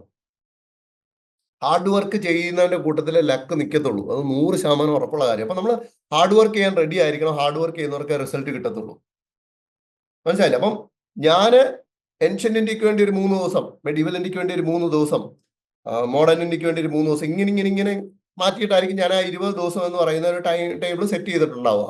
അതിനകത്ത് തീർന്നിരിക്കണം. തീർന്നില്ലെങ്കിൽ അത് പ്രത്യേകം പറയാനുള്ള കാര്യമാണ്. പെൻഷൻ ഇന്ത്യക്ക് 3 ദിവസം മാറ്റി വെച്ചു. 4ാമത്തെ ദിവസം മെഡീവൽ ഇന്ത്യ സ്റ്റാർട്ട് ചെയ്യണം എന്നാണ് ഞാൻ പ്ലാൻ ചെയ്തേക്കുന്നത്. സപ്പോസ് 3 ദിവസം കൊണ്ട് ഏൻഷ്യന്റ് ഇന്ത്യ തീർന്നിട്ടില്ല എന്നുണ്ടെങ്കിൽ ലീവ് ഇറ്റ്. 4ാമത്തെ ദിവസം വീണ്ടും ഏൻഷ്യന്റ് ഇന്ത്യയും കൊണ്ട് ഇരിക്കരുത്. മനസ്സിലായില്ലേ? അങ്ങനെ ഇരുന്നിട്ടുണ്ടെങ്കിൽ at the end of the 20th day നമ്മൾ എങ്ങും എത്തിയിട്ടുണ്ടാവില്ല. അപ്പൊ എന്താണോ 3 ദിവസം കൊണ്ട് തീരുന്നത് അത്രയും തീർത്തിട്ട് അടുത്ത പ്ലാൻ ചെയ്ത സബ്ജക്റ്റിലേക്ക് കയറുക, അല്ലെങ്കിൽ പ്ലാൻ ചെയ്ത ടോപ്പിക്കിലേക്ക് കയറുക. ഇത് നമ്മൾ സ്ട്രിക്റ്റ് ആയിട്ട് ഫോളോ ചെയ്യണം. നമ്മുടെ മനസ്സിനെ അങ്ങനെ തന്നെ പറഞ്ഞ് പാകപ്പെടുത്തണം. ഈ ഒരു സാധനം ഫോളോ ചെയ്യാൻ പറ്റിയാലുണ്ടല്ലോ, നിങ്ങളുടെ പ്രിപ്പറേഷൻ ഭയങ്കര സക്സസ്ഫുൾ ആയിരിക്കും. ഫസ്റ്റ് സ്റ്റെപ്പിൽ, ഫസ്റ്റ് റീഡിംഗ് മാത്രമേ ഈ ഒരു ഇഷ്യൂ വരത്തുള്ളൂ. ഫസ്റ്റ് സ്റ്റേജിൽ നിങ്ങൾക്ക് സ്ട്രിക്റ്റ് ആയിട്ട് നിങ്ങൾ വെച്ചേക്കുന്ന ടൈം ടേബിളിൽ നിങ്ങൾക്ക് കാര്യങ്ങൾ തീർത്തു പോകാൻ പറ്റിയാൽ വളരെ സൂപ്പർ. ഈവൻ തീർത്തില്ലെങ്കിൽ കൂടെയും ആ ഒരു ഫസ്റ്റ് സബ്ജക്ട് കഴിയുന്ന ദിവസം അത് അവിടെ വെച്ച് എത്ര തീർന്നു അവിടെ വെച്ച് നിർത്തിയിട്ട് next day next subject start ചെയ്യാൻ നിങ്ങളുടെ മനസ്സ് സമ്മതിക്കുന്നുണ്ടെങ്കിൽ നിങ്ങൾ അടിപൊളിയായിട്ട് പ്രിപ്പറേഷൻ കംപ്ലീറ്റ് ചെയ്യും. നിങ്ങൾക്ക് സൂപ്പർ ആയിട്ട് എക്സാം എഴുതാൻ പറ്റും. അപ്പൊ അതെപ്പോഴും ശ്രദ്ധിക്കുക. ഒരു ഹാഫ് ഡേ ടഫ് സബ്ജക്റ്റിന് വേണ്ടി കീപ്പ് ചെയ്യുക. അപ്പൊ അവിടെ സ്ലോ ആയിരിക്കും. കമ്പാരിറ്റീവ്ലി കുറച്ച് അധികം ദിവസം എടുക്കും ബാക്കി സബ്ജക്ട്സിനെ വെച്ച് കമ്പയർ ചെയ്യുമ്പോൾ. സോ അത് എന്താണോ പ്ലാൻ ചെയ്തത് ആ ഹാഫ് ഡേയിൽ നിങ്ങളത് തീർക്കണം. ഹാഫ് ഡേ എന്ന് പറയുമ്പോൾ നിങ്ങൾ എപ്പോൾ സ്റ്റാർട്ട് ചെയ്യുന്നു അത് നിങ്ങളുടെ ഇഷ്ടമാണ്. ഹാഫ് ഡേ ഉച്ച വരെ അതായിരിക്കണം. ഓക്കെ. ഈ ഉച്ചയ്ക്ക് ശേഷം വരുമ്പോഴത്തേക്കോ നമുക്ക് ഇഷ്ടമുള്ള സബ്ജക്റ്റ് ആണ്. ഉറക്കം തൂങ്ങുന്ന ഒരു സമയമൊക്കെയാണ് സ്വാഭാവികമായിട്ടും. അപ്പം നമുക്ക് ഇഷ്ടമുള്ള സബ്ജക്റ്റ് നമുക്ക് സ്പീഡിൽ വായിക്കാനും. അപ്പം അവിടെ സ്പീഡ് കൂടണം. നമ്മുടെ മോളിൽ കുറഞ്ഞ സ്പീഡ് നമ്മൾ ഇവിടെ കോമ്പൻസേറ്റ് ചെയ്യണം. നമുക്ക് സ്പീഡ് കൂട്ടാൻ പറ്റും. ഞാൻ പറഞ്ഞില്ല, ഇപ്പൊ എക്കണോമി 5 ഡേയ്സ് നമ്മൾ പ്ലാൻ ചെയ്തേക്കുന്നത് കംപ്ലീറ്റ് എക്കണോമി 5 ഡേയ്സിൽ തീർന്നിരിക്കും. കംപ്ലീറ്റ് എക്കണോമി തീരും എന്ന് മാത്രമല്ല, അക്കൂട്ടത്തിൽ ഓരോ ദിവസവും കഴിയുന്ന സബ്ജക്ട്സിന്റെ പ്രിലിംസ് ചോദ്യങ്ങൾ ചെയ്യാൻ പറ്റിയാൽ വളരെ നല്ലതായിരിക്കും. പ്രിലിംസ് ചോദ്യങ്ങൾ നിങ്ങൾക്ക് ഇപ്പൊ റീസെന്റ് ചോദിച്ച ഏതെങ്കിലുമൊക്കെ കുറെ കേരള PSCയുടെ എക്സാംസിൽ നിന്ന് ക്വസ്റ്റ്യൻസ് എടുത്തിട്ട് ചെയ്തു നോക്കാം. UPSCയുടെ പഴയ ചോദ്യങ്ങൾ ചെയ്തു നോക്കാം. കാരണം നിങ്ങളിപ്പം ക്വസ്റ്റ്യൻ പേപ്പർ PSCയുടെ ശ്രദ്ധിച്ചാൽ നിങ്ങൾക്ക് മനസ്സിലാവും. ഒരുപാട് ചോദ്യങ്ങൾ UPSC പണ്ട് ചോദിച്ച ചോദ്യങ്ങൾ അതേപോലെ റിപ്പീറ്റ് ചെയ്യുന്നുണ്ട്. സെയിം ചോദ്യങ്ങൾ റിപ്പീറ്റ് ചെയ്യുന്നുണ്ട്. ചിലപ്പോൾ ചില കമ്പോണൻസ് വിട്ടിട്ടായിരിക്കും, സ്റ്റേറ്റ്മെന്റ് ഒക്കെ റീഫ്രെയിം ചെയ്തിട്ടായിരിക്കും. പക്ഷെ ക്വസ്റ്റ്യൻ ഇൻ എസെൻസ് അതേപോലെ ചോദിക്കുന്നുണ്ട്. അപ്പം പ്രീവിയസ് UPSC ക്വസ്റ്റ്യൻസ്, പ്രിലിംസിലെ ക്വസ്റ്റ്യൻസ് നിങ്ങൾക്ക് ട്രൈ ചെയ്ത് നോക്കാം. കഴിഞ്ഞ കുറച്ച് 4-5 എക്സാംസിലെ കേരള PSC നടത്തിയ എക്സാംസിലെ ചോദ്യങ്ങൾ നിങ്ങൾക്ക് ട്രൈ ചെയ്ത് നോക്കാം. ഇങ്ങനെ നിങ്ങളുടെ സ്ട്രോങ് സബ്ജക്ട്സിൽ ഡെയിലി വായിച്ചു പോകുന്ന കൂട്ടത്തിൽ കുറച്ച് ചോദ്യങ്ങളും കൂടെ, കുറച്ച് മതി, ഒരു 10 ചോദ്യം ചെയ്യാൻ പറ്റിയാൽ അത്രയും നല്ലത്. ഒപ്പം ഞാൻ പറയുന്നത് സ്ട്രോങ് സബ്ജക്റ്റിന്റെ കാര്യത്തിലാണ്. ഒപ്പം ഒരു മെയിൻസ് ചോദ്യമെങ്കിലും നിങ്ങൾക്ക് എഴുതാനുണ്ടാവും. ഒരു മെയിൻസ് ചോദ്യം എന്ന് പറഞ്ഞാൽ നിങ്ങൾക്ക് ഒരു മെന്റർ ഉണ്ടെങ്കിൽ തീർച്ചയായിട്ടും മെന്ററോട് ചോദിച്ചിട്ട് നിങ്ങൾക്കൊരു ചോദ്യം മെന്ററോട് പറയാം, സാർ ഞാൻ ഇന്ന സബ്ജക്ട്സ് ഇന്ന ടോപ്പിക്സ് പഠിച്ചു കഴിഞ്ഞു, ഇന്ന സബ്ജക്റ്റിലെ എനിക്കൊരു മെയിൻസ് ചോദ്യം തരണം എന്ന് പറഞ്ഞു കഴിഞ്ഞാൽ നിങ്ങളുടെ മെന്റർ തീർച്ചയായിട്ടും നിങ്ങൾക്ക് ഒരു ചോദ്യം തരും. അങ്ങനെ മെന്റർ ഉണ്ടെങ്കിൽ തീർച്ചയായിട്ടും നിങ്ങൾ അങ്ങനെ ഒരു മെന്ററുടെ കയ്യിൽ നിന്ന് ഹെൽപ്പ് വാങ്ങിക്കണം. മെന്റർഷിപ്പ്, മെന്റർ എന്ന് പറയുന്ന കാര്യത്തിന്റെ എങ്ങനെ യൂസ് ചെയ്യണമെന്ന് പല പിള്ളേർക്കും അറിയത്തില്ല. അതിങ്ങനെയൊക്കെയാണ് അതിനെ യൂസ് ചെയ്യേണ്ടത്. നിങ്ങൾക്ക് ഒരു ക്വസ്റ്റ്യൻ, റാൻഡം ആയിട്ടൊരു ക്വസ്റ്റ്യൻ വേണം, ഓക്കെ, പെട്ടെന്ന് സാറിനോട് ചോദിക്കാം. മെന്റർ അപ്പൊ നിങ്ങൾക്ക് ഒരു ക്വസ്റ്റ്യൻ തരുന്നു. മെന്റർ എന്ന് പറഞ്ഞാൽ ഞാൻ കഴിഞ്ഞ സെഷനിൽ പറഞ്ഞ് ഓർക്കണം. കഴിഞ്ഞ KS മെയിൻസിന്റെ മെയിൻസ് എങ്കിലും എഴുതിയിട്ടുള്ള ഒരു വ്യക്തി ആയിരിക്കണം. എഴുതിയിട്ടുണ്ടെന്ന് പറയുമ്പോൾ വളരെ തീരെ താഴ്ന്ന മാർക്കിലോട്ട് പോയ ഒരാളെ നിങ്ങൾ ഒരിക്കലും എടുക്കരുത്. അത്യാവശ്യം തിരക്കേടില്ല. ഫോർ എക്സാമ്പിൾ മെയിൻസിൽ ഒരു ടോട്ടൽ 100 മാർക്കിന് മുകളിലെങ്കിലും മേടിച്ച ഒരു വ്യക്തിയെ നിങ്ങൾ എപ്പോഴും മെന്റർ ആക്കാൻ ശ്രമിക്കുക. കാരണം അപ്പോഴേ അയാൾക്ക് അയാളുടെ എക്സ്പീരിയൻസിൽ നിന്നും അയാൾക്ക് എന്ത് തെറ്റ് പറ്റിയോ അല്ലെങ്കിൽ അയാൾക്ക് എങ്ങനെ സക്സസ്ഫുൾ ആയി എന്നുള്ളതോ ചേർത്തിട്ട് നിങ്ങൾക്ക് പറഞ്ഞു തരാനൊക്കത്തുള്ളൂ. അപ്പം അങ്ങനെ ഒരു മെന്റർ ഉണ്ടെങ്കിൽ തീർച്ചയായിട്ടും ആ മെന്ററിന്റെ ഹെൽപ്പ് എടുക്കുക. ഹെൽപ്പ് എടുത്തിട്ട് ഡെയിലി സ്ട്രോങ് സബ്ജക്റ്റിൽ നിന്നും അറ്റ്ലീസ്റ്റ് ഒരു ചോദ്യമെങ്കിലും എഴുതുകയും മെന്ററെ കൊണ്ട് അതിന്റെ ഫീഡ്ബാക്ക് മേടിപ്പിക്കുകയും ചെയ്തു കഴിഞ്ഞാൽ വളരെ നല്ലത്. ഫീഡ്ബാക്ക് എന്ന് പറയുന്ന കാര്യം വളരെ ഇമ്പോർട്ടൻ്റ്. അത് ഞാൻ അടുത്ത സ്റ്റെപ്പിൽ പറഞ്ഞുതരാം. ഓക്കെ, ഈ ഒരു രീതിയിൽ പോവുകയാണെങ്കിൽ നിങ്ങളൊന്ന് ആലോചിച്ച് നോക്കുക. നിങ്ങളുടെ ടഫ് സബ്ജക്റ്റിൽ ഒരെണ്ണം തീരുമ്പോഴത്തേക്ക് നിങ്ങളുടെ ഒരു 2-3 സ്ട്രോങ് സബ്ജക്ട്സ് നിങ്ങൾക്ക് തീർക്കാനൊക്കും.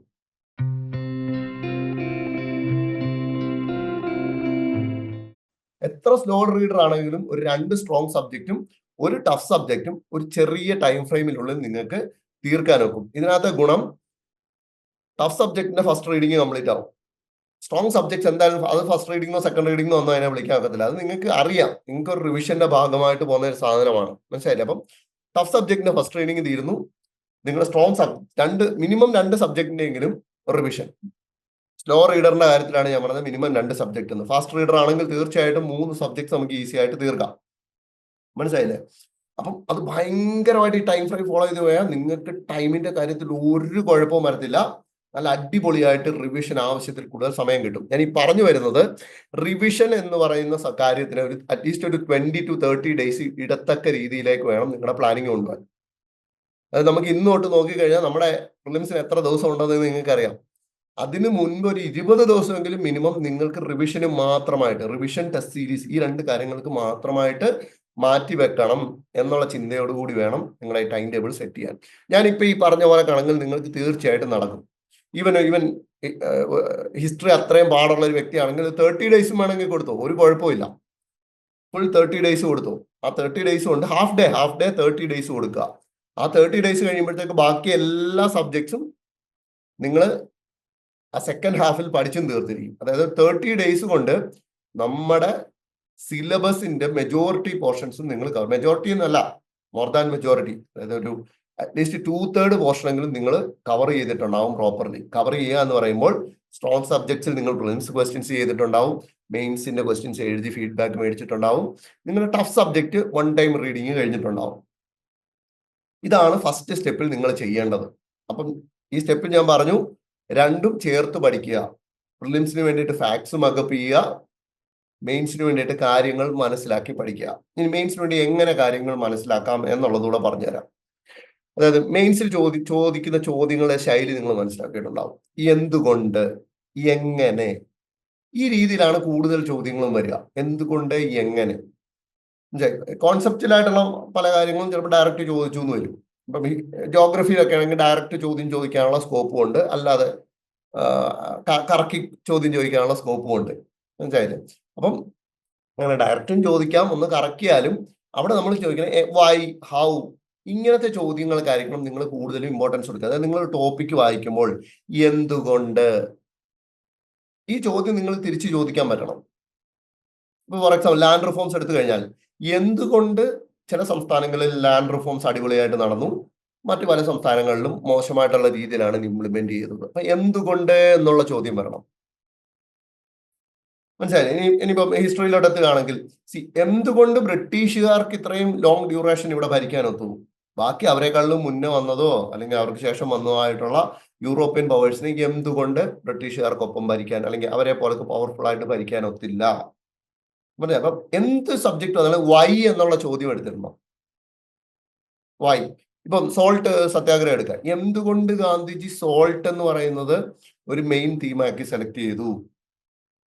ഇങ്ങനെ വൈ. നമ്മൾ എന്ത് സബ്ജക്ട് പഠിച്ചാലും എന്ത് ടോപ്പിക് പഠിച്ചാലും ആ ഒരു ഹെഡിങ് പഠിച്ചു കഴിഞ്ഞാൽ ആ ഹെഡിങ്ങിനോട് വൈ എന്നൊരു ചോദ്യം ചോദിക്കാം. ചിലപ്പോൾ മൾട്ടിപ്പിൾ വൈസ് ചോദിക്കാനുള്ള സ്കോപ്പ് അവിടെ ഉണ്ടാവും. അപ്പോൾ വൈ ഒരു ടൈപ്പ് ഓഫ് ചോദ്യങ്ങൾ. ഇനി അതേപോലെ തന്നെ ഹൗ എന്നൊരു ചോദ്യം നമുക്ക് ചോദിക്കാം. അപ്പൊ ഇങ്ങനെ വൈയും ഹൗവും മെയിൻ ഫോക്കസ് ആക്കി വെക്കണം. മനസ്സിലായില്ലേ? സബ്ജക്ട്സിലും എല്ലാ ടോപ്പിക്കിലും നമുക്ക് ഇത് എടുത്തിടാൻ ഒക്കും. പിന്നെ ചില സബ്ജക്ട്സിലേക്ക് വരുമ്പോൾ ഇപ്പം എക്കണോമി ആയിക്കോട്ടെ അല്ലെങ്കിൽ ഗവേണൻസ് ആയിക്കോട്ടെ, അവിടെയൊക്കെ വരുമ്പോഴത്തേക്ക് ഇഷ്യൂ ഒരു ടോപ്പിക് കിട്ടിക്കഴിഞ്ഞാൽ അവിടുത്തെ ഇഷ്യൂ എന്താണ്, അത് എങ്ങനെ പരിഹരിക്കാം, ഈ കാര്യം നമ്മൾ അറിഞ്ഞിരിക്കണം. മനസ്സിലായില്ലേ? അതായത് ഒരു ടോപ്പിക് എടുത്തു, എന്താണ് അവിടുത്തെ ഇഷ്യൂ. ഇപ്പം പൊളിറ്റി അല്ലെങ്കിൽ ഗവേണൻസ് എടുത്തു കഴിഞ്ഞു കഴിഞ്ഞാൽ ലോക്കൽ ബോഡീസിന്റെ ഫിനാൻസിലുള്ള പ്രശ്നങ്ങൾ, എന്തുകൊണ്ട് ലോക്കൽ ബോഡീസിന് അതിന്റെ ഫുൾ പൊട്ടൻഷ്യൽ റിയലൈസ് ചെയ്യാൻ ഒക്കുന്നില്ല. അപ്പൊ അവിടുത്തെ ഇഷ്യൂസ് എന്തൊക്കെ? പല ഇഷ്യൂസ് പറയാം നമുക്ക്. ഇപ്പം ഫിനാൻഷ്യൽ ആയിട്ടുള്ള ഇഷ്യൂസ്, ലീഗലായിട്ടുള്ള ഇഷ്യൂസ്, ഇങ്ങനെ പല പല പല ഡയമെൻഷൻസ് നമുക്ക് അവിടെ കണ്ടെത്താൻ ഒക്കും. അപ്പം ഇങ്ങനെ ഇഷ്യൂസ്, അതിന്റെ സൊല്യൂഷൻ ചിലപ്പം ഓൾറെഡി ഉള്ള അല്ലെങ്കിൽ ഇംപ്ലിമെന്റ് ചെയ്യാൻ സാധ്യതയുള്ള സൊല്യൂഷൻ ആവാം, അല്ലെങ്കിൽ നിങ്ങളുടെ മനസ്സിൽ തോന്നുന്ന സൊല്യൂഷൻസ് ആവാം. ഇങ്ങനെ എന്തായാലും ഈ രണ്ട് കാര്യങ്ങൾ നമ്മൾ ശ്രദ്ധിക്കണം. ഇഷ്യൂ എന്താണ്, അതിന്റെ സൊല്യൂഷൻ എന്താണ്. നമ്മളിപ്പം ആൻസർ എഴുതും വേ ഫോർവേഡ് എന്ന് പറയുന്ന സാധനം. So challenges and way forward, issue and solution, ഈ രണ്ട് കാര്യങ്ങൾ അങ്ങനത്തെ സബ്ജക്ട്സ് ശ്രദ്ധിക്കണം. Example economy, governance, science and technology പോലെയുള്ള ടോപ്പിക്സ് വരുമ്പോഴത്തേക്ക്, സബ്ജക്ട്സ് വരുമ്പോഴത്തേക്ക് ഈ ഒരു സാധനം നമ്മൾ അവിടെ ശ്രദ്ധിച്ചു വെക്കണം. വൈ ഹൗ പറഞ്ഞ പോലെ തന്നെ അതിന്റെ വേറൊരു തലമാണിത്, മനസ്സിലായില്ലേ? പിന്നെ ഇങ്ങനെ ചിന്തിക്കുന്ന ചോദ്യങ്ങളിൽ നമ്മളവിടെ മാക്സിമം ഡിസ്റ്റിങ്ക്റ്റ് ആയിട്ടുള്ള ഡയമെൻഷൻസ് കണ്ടെത്താൻ ശ്രദ്ധിക്കുക. അതായത് ഒരേ ഡയമെൻഷനിൽ തന്നെ തൂങ്ങിക്കിടന്ന ആൻസർ എഴുതാനുള്ള ശ്രമം നമുക്ക് ഉണ്ടാവരുത്. അതെപ്പോഴും ശ്രദ്ധിക്കണം. കാരണം നമ്മുടെ മുന്നിലേക്ക് വരുന്ന നോട്ട് ചിലപ്പോൾ ഒരു ചോദ്യത്തിന് ഒരു 4-5 ഡയമെൻഷൻ കണ്ടെത്താൻ പറ്റുന്ന ഒരു ചോദ്യത്തിന് നമ്മുടെ മുന്നിലേക്ക് വന്ന മെറ്റീരിയൽ ചിലപ്പോൾ 2 ഡയമെൻഷന്റെ 5 പോയിന്റ് കിടപ്പ് ഉണ്ടാവുമെന്ന് കരുതുക. നമ്മളത് ഫുള്ള് പഠിക്കും, എന്നിട്ട് നമ്മൾ ഇതേപോലെ തന്നെ എഴുതി വെക്കും, നമുക്ക് മാർക്ക് കിട്ടണം എന്നില്ല. അപ്പം മെയിൻസിലേക്ക് വരുമ്പോഴത്തേക്ക് മൾട്ടിപ്പിൾ ഡയമെൻഷൻസ് നമ്മുടെ ആൻസറിലേക്ക് കൊണ്ടുവരാനുള്ള ശ്രദ്ധ ഉണ്ടാവണം. അങ്ങനെ മൾട്ടിപ്പിൾ ഡയമെൻഷൻസ് റിക്വയർമെന്റ് ഉള്ള ഒരു ചോദ്യമാണെങ്കിൽ തീർച്ചയായിട്ടും അത് അങ്ങനെ തന്നെ എഴുതണം. ഏതെങ്കിലും സ്പെസിഫിക് ഡയമെൻഷനെ കുറിച്ചാണ് ചോദ്യം എന്നുണ്ടെങ്കിൽ അത് മാത്രമേ എഴുതാവൂ. ശരി, ഇപ്പം ഞാനിപ്പോ ഈ പറഞ്ഞ ചോദ്യം അങ്ങനത്തെ വരണോ, അതായത് എന്തുകൊണ്ട് ലോക്കൽ ഗവൺമെന്റ് ബോഡീസിന് അതിന്റെ ഫുൾ പൊട്ടൻഷ്യൽ റിയലൈസ് ചെയ്യാനൊക്കത്തില്ല. അവിടെ മൾട്ടിപ്പിൾ ഡയമെൻഷൻസ് നമ്മൾ ചിന്തിക്കണം. ഒന്ന് ഫിനാൻഷ്യൽ ആയിട്ടുള്ള ഡയമെൻഷൻ ചിന്തിക്കണം, അഡ്മിനിസ്ട്രേറ്റീവ് ആയിട്ടുള്ള ഡയമെൻഷൻ ചിന്തിക്കണം, കോൺസ്റ്റിറ്റ്യൂഷണലി ഉള്ള ഡയമെൻഷൻ ചിന്തിക്കണം, ബ്യൂറോക്രാറ്റിക് അഡ്മിനിസ്ട്രേഷൻ ഓൾറെഡി പറഞ്ഞു, ബ്യൂറോക്രാറ്റിക് ആയിട്ടുള്ള കാര്യം, ഇങ്ങനെ ഡിഫറെന്റ് ഡയമെൻഷൻസ് ചിന്തിച്ച് അതിൽ വേണം നമ്മൾ ആൻസർ എഴുതാൻ. അപ്പം നിങ്ങൾ മെയിൻസിന്റെ ഒരു പ്രിപ്പറേഷൻ, മെയിൻസിന്റെ റീഡിങ്, സെയിം ടോപ്പിക്ക് തന്നെ പ്രിലിംസിനും മെയിൻസിനുമായിട്ട് നിങ്ങൾ എങ്ങനെ വേർതിരിച്ച് പഠിക്കണം എന്ന് പറഞ്ഞു കഴിഞ്ഞാൽ ഈ രീതിയിലായിരിക്കണം നിങ്ങളുടെ പഠനം. നിങ്ങൾ അതിനകത്ത് നിന്ന് ഫാക്ട്സ് പ്രിലിംസിനായിട്ട് പൊക്കണം, മനസ്സിലായില്ലേ? ഇപ്പം ഈ പറഞ്ഞ പോലെ ഈ സെയിം ടോപ്പിക്ക് തന്നെ എടുക്കാം, ലോക്കൽ ഗവർണൻസ്. അവിടുന്ന് നമ്മൾ പ്രിലിംസിനായിട്ട് എന്തൊക്കെ പഠിക്കണം? എന്താണ് പഞ്ചായത്ത് രാജ് സിസ്റ്റം, അതിന്റെ അമെൻമെന്റ്, അതിന്റെ ആർട്ടിക്കിൾ നമ്പറുകൾ, ഗ്രാമസഭ ഏത് ആർട്ടിക്കിളിൽ പറഞ്ഞിരിക്കുന്നു, ഇങ്ങനത്തെ കാര്യങ്ങൾ നമ്മൾ പ്രിലിംസിനായിട്ട് മാറ്റുന്നു. മെയിൻസിനായിട്ട് വേണ്ടത് ഈ കാര്യം അല്ല എന്ന് നമുക്ക് ഉത്തമ ബോധ്യമുണ്ട്. ഞാനിപ്പോ ഇത്രയും പറഞ്ഞതിൽ നിന്ന് മെയിൻസിനായിട്ട് അവിടെ ചോദിക്കാൻ സാധ്യത ഒരിക്കലും ഗ്രാമസഭയെ കുറിച്ച് ഏത് ആർട്ടിക്കിളിൽ പറയുന്നു എന്നൊരു ചോദ്യം വരത്തില്ല. അല്ലെങ്കിൽ പഞ്ചായത്ത് രാജ് ഇൻസ്റ്റിറ്റ്യൂഷൻസിനെ കുറിച്ചുള്ള ഒരു 5 ആർട്ടിക്കിളുകൾ എഴുതാൻ അങ്ങനെയും ചോദ്യം ചോദിക്കത്തില്ല, മനസ്സിലായി? അവിടെ ചോദിക്കാനുള്ള സ്കോപ്പ് എന്ന് പറയുന്നത് ഇങ്ങനെയാണ്. ഈ സ്കോപ്പ് നമ്മൾ വായിക്കുമ്പോൾ തന്നെ നമ്മൾ മനസ്സിലാക്കണം. മനസ്സിലാക്കി ആ രീതിക്ക് വേണം നമ്മൾ മെയിൻസ് എന്ന് പറയുന്ന സാധനത്തിനെ ഒരു സൈഡിലേക്ക് തലയിൽ വെക്കാൻ, പ്രിലിംസിനെ മറ്റൊരു സൈഡിലേക്ക് തലയിൽ വെക്കാൻ, മനസ്സിലാവും? ഇങ്ങനെ ഈ ഒരു രീതിക്ക് വേണം നിങ്ങൾ നിങ്ങളുടെ പ്രിപ്പറേഷൻ തുടങ്ങാൻ. അതായത് ഒരു ഫസ്റ്റ് റീഡിങ് എന്ന് പറയുന്ന കാര്യം കംപ്ലീറ്റ് ആക്കാനായിട്ട് ഇങ്ങനെ തന്നെ ചെയ്തു പോകണം. ഞാൻ നേരത്തെ പറഞ്ഞ നമുക്ക് ടൈം ടേബിൾ വൺസ് സെറ്റ് ചെയ്താൽ അത് അങ്ങനെ തന്നെ ഫോളോ ചെയ്യണം. അതിനകത്ത് ഒരു ഉഴപ്പ് കാണിച്ചാൽ പിന്നെ ഗ്യാരണ്ടി ഇല്ല. പക്ഷെ ഞാൻ ഈ പറഞ്ഞ പോലെ തന്നെ ഫോളോ ചെയ്യുകയാണെങ്കിൽ ഉറപ്പായിട്ടും പ്രിലിംസ് വളരെ നല്ല രീതിയിൽ മാർക്കിൽ നിങ്ങൾ പാസ്സാവുമെന്ന് ഞാൻ ഉറപ്പ് തരാം.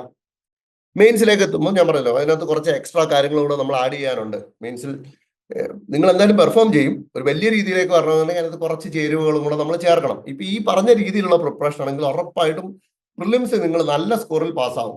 ജസ്റ്റ് ഒരു കടന്നില്ലയോ അങ്ങനത്തെ സാധനമല്ല, ഉറപ്പായിട്ടും നിങ്ങൾ പാസ്സാവും ഈ ഒരു രീതിയിൽ പോവുകയാണെങ്കിൽ. കാരണം ഈ ഒരു രീതിയിൽ പോയാൽ ഒരു 30 ഡേയ്സ് കൊണ്ട് തന്നെ നിങ്ങൾ എന്തായാലും 2/3 ടോപ്പിക്സ് കവർ ചെയ്യും.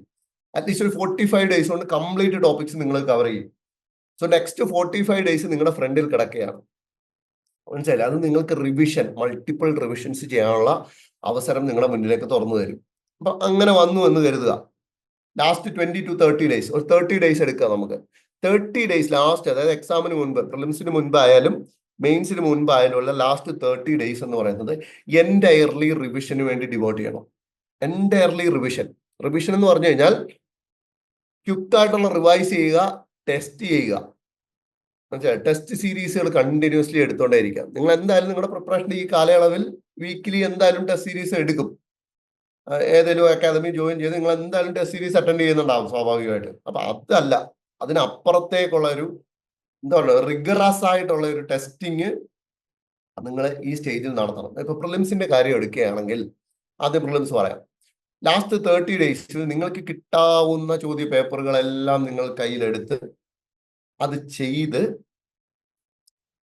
ഓരോ ടെസ്റ്റ് കഴിയുമ്പോഴും നിങ്ങളെ മെന്ററെ കാണിച്ചൊരു ഫീഡ്ബാക്ക് എടുക്കാൻ ശ്രമം വേണം. മെയിൻസിൽ മാത്രമല്ല മെന്ററുടെ ഉപകാരം വരിക. മനസ്സിലായില്ലേ? പ്രിലിംസിലും മെന്റർഷിപ്പിന് ഭയങ്കര ഇമ്പോർട്ടൻസ്. അത് എന്താണ് എന്ന് പ്രോപ്പർലി അറിഞ്ഞിട്ടുള്ള കുട്ടികൾക്ക് അത് മനസ്സിലാവും. അതായത് നമ്മൾ പ്രിലിംസിൽ വരുത്തുന്ന ചില തെറ്റുകളുണ്ടാവും. നമ്മൾ എത്ര കണ്ടുപിടിക്കാൻ ശ്രമിച്ചാലും നമുക്കത് ഒറ്റ നോട്ടത്തിൽ കിട്ടണമെന്നില്ല. പക്ഷെ നിങ്ങളുടെ പേപ്പർ കാണുന്ന മറ്റേ എക്സ്പീരിയൻസ്ഡ് ആയിട്ടിരിക്കുന്ന ഒരു വ്യക്തിയായിരിക്കും മെന്റർ എന്ന് പറയുന്നത്. അപ്പൊ തീർച്ചയായിട്ടും ഒറ്റ നോട്ടത്തിൽ പുള്ളിക്ക് നിങ്ങളുടെ കുഴപ്പങ്ങൾ കണ്ടുപിടിക്കാനൊക്കും. നിങ്ങൾ പ്രിലിംസിൽ വരുത്തുന്ന തെറ്റുകൾ. ആ തെറ്റുകൾ കണ്ടുപിടിച്ച് നിങ്ങളോട് പറഞ്ഞു തരുന്നു. അതാണ് മെന്റർഷിപ്പ്. ഫീഡ്ബാക്ക് എടുക്കുക എന്ന് പറയുന്നത്. അങ്ങനെ കിട്ടിയ ഫീഡ്ബാക്ക് വെച്ചിട്ട് നെക്സ്റ്റ് ടെസ്റ്റ് എടുക്കുമ്പോൾ ലാസ്റ്റ് 30 ഡേയ്സിൽ നമ്മൾ പറഞ്ഞു ഡെയിലി നമ്മൾ ഒരു ടെസ്റ്റ് എങ്കിലും എടുക്കണം. ഡെയിലി ഒരു ടെസ്റ്റ് എങ്കിലും എടുക്കണം. നിങ്ങൾക്ക് പറഞ്ഞ പോലെ നിങ്ങൾ എഴുതുന്ന ഒരു അക്കാഡമിയിൽ ഉണ്ടാവും. അല്ലെങ്കിൽ റാൻഡംലി നിങ്ങൾക്ക് ഇഷ്ടം പോലെ നിങ്ങളുടെ ഫ്രണ്ട്സ് പലയിടത്ത് പഠിക്കുന്നുണ്ട്. അവരുടെ ഇതൊക്കെ ക്വസ്റ്റ്യൻ പേപ്പർ ഇടും. അപ്പൊ അങ്ങനെ ഡെയിലി നിങ്ങൾ ക്വസ്റ്റ്യൻസ് ചെയ്യുമ്പോൾ ചെയ്ത് ഫീഡ്ബാക്ക് മേടിച്ച് ആ ഫീഡ്ബാക്കിൽ എന്താണോ കുഴപ്പങ്ങൾ പറഞ്ഞത് കറക്റ്റ് ചെയ്ത് നെക്സ്റ്റ് ടെസ്റ്റിലേക്ക് പോവുക. മനസ്സിലായോ? ഒരു ടെസ്റ്റ് കഴിഞ്ഞിട്ട് അതിനകത്ത് നിന്ന ഫീഡ്ബാക്കിൽ നമ്മുടെ കുഴപ്പങ്ങൾ, നമ്മുടെ കുറവുകൾ മനസ്സിലാക്കി അത് നെക്സ്റ്റ് ടെസ്റ്റിൽ എന്താണോ നമുക്ക് പറ്റിയ കുഴപ്പം അത് ആവർത്തിക്കാതിരിക്കാനുള്ള ശ്രമം ഉണ്ടാവുക. ശ്രമം ഉണ്ടാവുക എന്ന് ഞാൻ പറഞ്ഞിട്ടുള്ളൂ. നെക്സ്റ്റ് ടെസ്റ്റിൽ എന്തായാലും ആവർത്തിക്കാതിരിക്കത്തില്ല. കുറച്ചൊക്കെ നമ്മൾ ആവർത്തിക്കും. ഇങ്ങനെ ഒരു 4, 5, 6 ടെസ്റ്റ് കഴിയുമ്പോഴത്തേക്ക് നിങ്ങളുടെ തെറ്റുകൾ പതിയെ പതിയെ പതിയെ കുറഞ്ഞു വരും. അതായത് പലതരത്തിൽ തെറ്റുകൾ വരാം. അശ്രദ്ധ കൊണ്ട് തെറ്റുകൾ വരാം. പ്രോപ്പർലി സ്റ്റേറ്റ്മെന്റ്സിന്റെ അനാലിസിസ് നടത്താത്തത് കൊണ്ടുള്ള തെറ്റുകൾ വരാം. സ്റ്റേറ്റ്മെന്റിൽ എന്താണോ ഒളിപ്പിച്ചു വെച്ചിരിക്കുന്നത് അത് കണ്ടുപിടിക്കാൻ, ഒറ്റ നോട്ടത്തിൽ കണ്ടുപിടിക്കാൻ ചിലർക്ക് ഒരു കേപ്പബിലിറ്റി ഉണ്ടാവണമെന്നില്ല. അപ്പൊ ഇങ്ങനത്തെ ഇപ്പൊ ഒരു ഫാക്ട് നമുക്ക് അറിയാതെ പോയി, ഓക്കെ, അത് വിട്ടേര്. അങ്ങനെ ഞാൻ പറയില്ല, അങ്ങനെ നിങ്ങൾക്ക് ഒരു ഫാക്ട് അറിയത്തില്ല എന്നും പറഞ്ഞിട്ട് നിങ്ങൾ ഒരു ക്വസ്റ്റ്യൻ വിടുകയാണെങ്കിലോ, നിങ്ങളൊരു ക്വസ്റ്റ്യൻ ചെയ്യാതിരിക്കുക, അല്ലെങ്കിൽ നിങ്ങൾക്ക് അത് പറ്റുന്നില്ല, ആ ഒരു സിറ്റുവേഷൻ അത് ദാറ്റ്സ് ഫൈൻ. പക്ഷെ നമ്മുടെ ഈ പറഞ്ഞ ചില തെറ്റുകളുണ്ട്. അശ്രദ്ധ. നമുക്കറിയാം ബി ആണ് ഓപ്ഷൻ, OMR കൊണ്ട് കറക്റ്റ് ചെയ്യുമ്പോൾ സിക്ക് കറപ്പിക്കും. അല്ലെങ്കിൽ ഇൻകറക്റ്റ് കറക്റ്റ് ഇത് മനസ്സിലാക്കാതെ അല്ലെങ്കിൽ ശ്രദ്ധിക്കാതെ പോയിട്ട് എക്സാം ആൻസർ നോട്ട് ചെയ്യുക.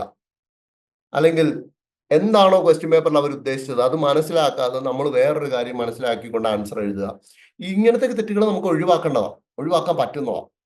അപ്പൊ ഇങ്ങനത്തെ തെറ്റുകൾ ഒഴിവാക്കി വേണം നമ്മൾ മുന്നോട്ട് പോകാൻ. ഇങ്ങനത്തെ ഫീഡ്ബാക്ക് നേടി നിങ്ങൾ ആ ഫീഡ്ബാക്ക് എടുത്ത് കറക്റ്റ് ചെയ്ത് കറക്റ്റ് ചെയ്ത് മുന്നോട്ട് പോവുകയാണെങ്കിൽ ഒരു 10 ടെസ്റ്റ് ഒക്കെ കഴിയുമ്പോഴത്തേക്ക്, അല്ലെങ്കിൽ 10 ടെസ്റ്റിനൊന്നും ആവശ്യമില്ല, 10 ടെസ്റ്റ് ഒക്കെ കഴിയുമ്പോൾ നിങ്ങൾ പെർഫെക്റ്റ് ആവും. അതായത് നമ്മുടെ ഒരു 100 ചോദ്യം എടുക്കുകയാണെങ്കിൽ അതിനകത്ത് എങ്ങനെ പോയാലും ഒരു മിനിമം ഒരു 20 ക്വസ്റ്റ്യൻസ് നമുക്ക് ഇങ്ങനത്തെ തെറ്റുകൾ അങ്ങ് ഒഴിവായി കിട്ടും. നിങ്ങളൊന്ന് ആലോചിക്കുക, ഒരു ക്വസ്റ്റ്യൻ പേപ്പറിൽ ഒരു 20 ഇങ്ങനത്തെ തെറ്റുകൾ മാറി കിട്ടുമ്പോൾ തന്നെ നമ്മുടെ ഒരു ലെവൽ എവിടേക്ക് പോകുമെന്ന് നിങ്ങൾ ചിന്തിക്കുക.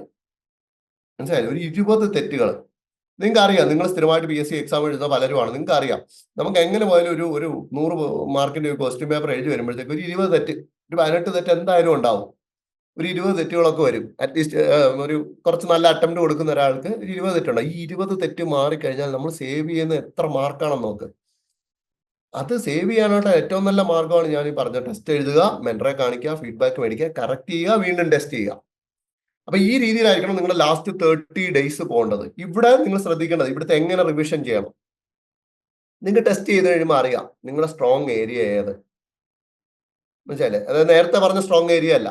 ഇപ്പൊ ഒരു ഹിസ്റ്ററിയുടെ ടെസ്റ്റ് ചെയ്യുമ്പോൾ ചിലപ്പോൾ നിങ്ങൾക്ക് ബുദ്ധിസം, ജൈനിസം ഒക്കെ നല്ല ഈസി ആയിട്ട് വന്നിട്ടുണ്ടാവും. നിങ്ങൾ പഠിച്ച് വന്നതിന്റെ ഇതിൽ ബുദ്ധിസം, ജൈനിസം സ്ഥിരമായിട്ട് നിങ്ങൾ ക്വസ്റ്റ്യൻസ് തെറ്റിക്കാറില്ല എന്ന് കരുതുക. അങ്ങനെയുള്ള സാഹചര്യങ്ങളിൽ വീണ്ടും പോയി ബുദ്ധിസം, ജൈനിസം റിവൈസ് ചെയ്യാൻ ഒരുപാട് സമയം കളയരുത്. വളരെ കുറച്ച് സമയത്തിലുള്ള റിവിഷൻ നടത്തുക. എന്നാൽ നിങ്ങൾ റിപ്പീറ്റഡ് ആയിട്ട് തെറ്റിക്കുന്ന ചില ടോപ്പിക്സ് ഉണ്ടാവും ടെസ്റ്റുകൾ എഴുതുമ്പോൾ. അതിന് കൂടുതൽ സമയം കൊടുത്തിട്ട് നിങ്ങൾ വായിക്കാനുള്ള ശ്രദ്ധ ഉണ്ടാവണം. അതായത് എങ്ങനെ വായിക്കണം എന്ന് വെച്ച് കഴിഞ്ഞാൽ, കേവലം നമുക്ക് കിട്ടുന്ന ടെസ്റ്റ് സീരീസ് കഴിഞ്ഞിട്ട് കിട്ടുന്ന ആൻസർ കീ മാത്രം നിങ്ങൾ റിലേ ചെയ്യരുത്. പലർക്കും അങ്ങനത്തെ സ്വഭാവമുണ്ട്. ടെസ്റ്റ് കഴിഞ്ഞ് കഴിയുമ്പോൾ ആൻസർ കീ കിട്ടും, അത് മാത്രം നോക്കി പഠിക്കുക. ഒരിക്കലും അത് ചെയ്യാതിരിക്കുക. അത് മാത്രം നോക്കി പഠിക്കരുത്. എന്താണോ നമുക്ക് തെറ്റിയ ടോപ്പിക്ക് അത് നമ്മുടെ മെറ്റീരിയൽ ഉണ്ടാവുമല്ലോ നമ്മുടെ കയ്യിൽ, ആ മെറ്റീരിയൽ പോയിട്ടൊന്ന് വായിച്ചെടുക്കുക. മനസ്സിലായില്ലേ? ഇപ്പം പഞ്ചായത്ത് രാജ് ഇൻസ്റ്റിറ്റ്യൂഷൻസിനകത്തും സ്ഥിരമായിട്ട് ക്വസ്റ്റ്യൻ തെറ്റുന്ന ഒരാളാണെങ്കിൽ നമ്മുടെ കയ്യിൽ മെറ്റീരിയൽ ഉണ്ട്. ആ മെറ്റീരിയൽ പോയിട്ട് ആ ടോപ്പിക് ഒന്ന് ഓടിച്ചു വായിക്കുക. നമുക്ക് തെറ്റിയ സാധനം ശ്രദ്ധിച്ചും വായിക്കുക, ബാക്കി ആ ഒരു ടോപ്പിക് ഒന്ന് ഓടിച്ചും വായിക്കുക. ഇങ്ങനെ ആകുമ്പോഴത്തെ ലാസ്റ്റ് 30 ഡേയ്സിൽ നമുക്ക് സ്ഥിരമായിട്ട് തെറ്റിക്കൊണ്ടിരിക്കുന്ന ടോപ്പിക്സ് നമ്മൾ ഒരുപാട് തവണ റിവൈസ് ചെയ്യും. നമ്മൾ അറിയുക പോലും ഇല്ല, എണ്ണേണ്ട പോലും ആവശ്യം വരത്തില്ല. എണ്ണിയാൽ കൂടെ നമ്മുടെ കയ്യിൽ നിൽക്കാത്ത രീതിയിൽ നമ്മൾ റിവൈസ് ചെയ്യും. നമ്മുടെ സ്ട്രോങ് സബ്ജക്ട്സ് അല്ലെങ്കിൽ സ്ട്രോങ് ആയിട്ട് പൊക്കോണ്ടിരിക്കുന്ന ടോപ്പിക്സ് കുറച്ച് തവണയൊക്കെ നമ്മൾ റിവൈസ് ചെയ്യും. ഇങ്ങനെയായിരിക്കണം നമ്മുടെ റിവിഷൻ മുന്നോട്ട് പോകേണ്ടത്. അല്ലാതെ വീണ്ടും ഒന്നേന്ന് എടുത്ത് വെച്ച് വായിക്കുക, വീണ്ടും ആദ്യം തൊട്ട് വായിക്കുക, അല്ലെങ്കിൽ കയ്യിൽ നോട്ട് എഴുതി വെച്ചേക്കുന്നത് വീണ്ടും മറിച്ച് മറിച്ച് വായിക്കുക. അങ്ങനെ ചെയ്ത് കഴിഞ്ഞാൽ നമുക്ക് ഈ ടൈമിനുള്ളിൽ ഒരിക്കലും പ്രിലിംസ് ടോപ്പിക്സ് കംപ്ലീറ്റ് ചെയ്യാൻ ഒക്കത്തില്ല. റിവിഷൻ എന്ന് പറയുന്ന കാര്യം ഇങ്ങനെയായിരിക്കണം നടത്തേണ്ടത്. ഇങ്ങനെ നടത്തുമ്പോൾ ഇപ്പം ഞാൻ ഈ പറഞ്ഞത് തന്നെ നോക്കുക. നമ്മൾ 2 റിവിഷനോ 3 റിവിഷനോ 4 റിവിഷനോ ഒന്നും പ്ലാൻ ചെയ്യേണ്ട ഒരു കാര്യമില്ല. അതിൽ കൂടുതൽ നമുക്ക് പാടുള്ള നമ്മൾ സ്ഥിരമായിട്ട് തെറ്റിക്കുന്ന ടോപ്പിക്സ് നമ്മൾ വായിച്ചിട്ടുണ്ടാവും. ഈ രീതിക്കായിരിക്കണം പ്രിലിംസിന്റെ പ്രിപ്പറേഷൻ മുന്നോട്ട് കൊണ്ടുപോകേണ്ടത്. ഇനി മെയിൻസിന്റെ പ്രിപ്പറേഷനിലോട്ട് എത്തുകയാണെങ്കിൽ അവിടെ കുറച്ചുകൂടെ സമയം നമുക്കുണ്ട്.